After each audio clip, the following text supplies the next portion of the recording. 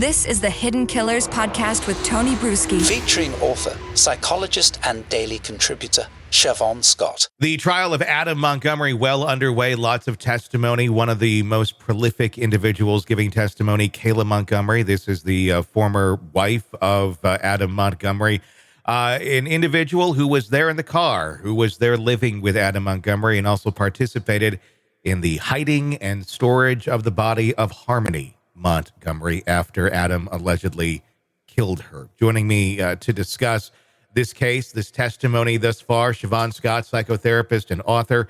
Kayla's testimony, it seemed to range from a very emotional, where it seems at times she was showing emotion, to just utter indifference, very back and forth very quickly when discussing the monstrous things that they were doing of carting around this dead body of this young girl and then having seemingly little remorse about it. What do you make of Kayla Montgomery being on the stand, her credibility and her story? Well, Kayla is clearly not a well woman, and she wouldn't have been in this relationship with this man if she had good judgment. She did seem to me genuine when she talked about her fear of him. She talked about the crazy look in his eyes. And having worked with so many domestic violence victims, that's something they always say. They talk about he would get a crazy look in his eye. And there was a lot of emotion when she spoke of that. So that seemed to me very genuine. And battered women who live in fear will often do awful things under this, it's almost like this dissociative response they have due to the stress that they live under.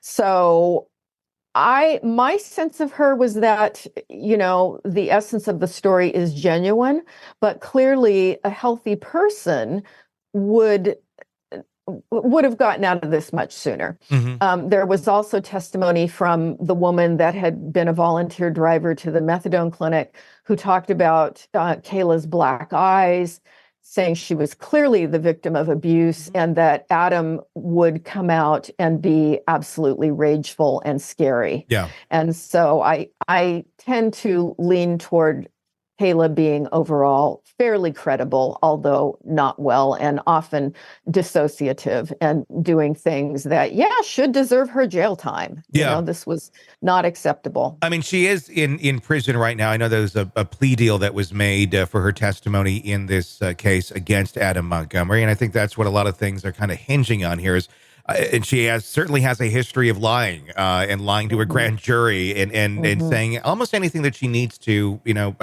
for survival. And I guess if I were in Kayla Montgomery's shoes, it'd be kind of hard not to be going down those same roads to lie, to do whatever you need to try and find your freedom.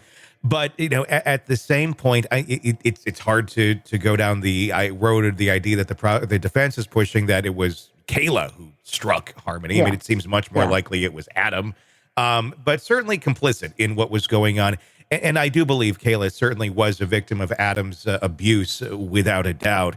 But it's kind of the shocking parts to me are when we're talking about the way in which Harmony died and the way in which she continued to handle it. And even before she died, the abuse that Harmony endured repeatedly at the hands of Adam Montgomery.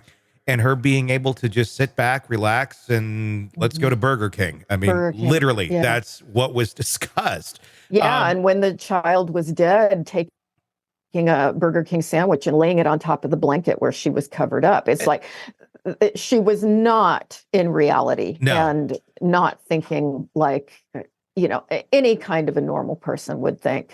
Want to listen ad-free? Want advanced access to all of our interviews before anyone else?